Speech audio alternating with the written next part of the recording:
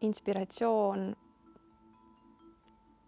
on ju midagi sellist, mis on meie ümber kogu aeg.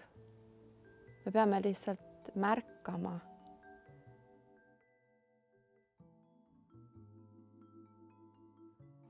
Ma tegelikult õppisin näitlejaks, kui ma olin väga noor.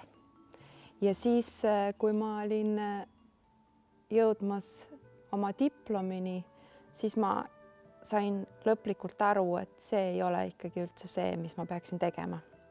Muusikuna laval ma saan olla mina ise ja ma ei pea mingisugust, tegelikult ma eksin, ma ikkagi olen alati mingisuguses rollis, ma olengi selle muusiku rollis, ma olen selle muusika teenistuses ja tegelikult, kui ma kirjutan muusikat või ka esitan, siis see on samasugune dramaturgiline protsess. Kui ma õpin midagi või uurin lähemalt, siis see on hästi põnev teada saada, mis mingisuguses muusikapalas näiteks, mis keegi teine helilooja on teinud. Aga siis, kui ma olen natukene aimu saanud, mis seal toimub, siis ma kohe tahan minna mingisuguses teises suunas, mis on minu arvates kõige parem. Nii et ma nagu võtan selle impulsi sealt, aga siis lähen ikkagi mööda oma rada.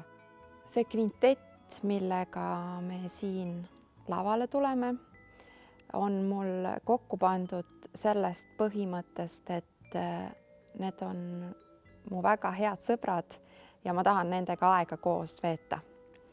Ja ma olen õnnelik, et nii head muusikud mängivad minu lugusid. Siin on erinevatest perioodidest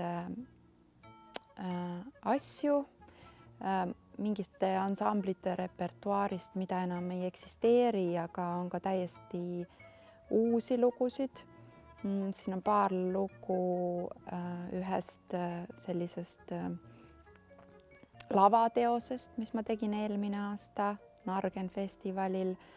Ja see muusika on suures plaanis selline hästi liikuv ja ma usun, et kaasakiskuv.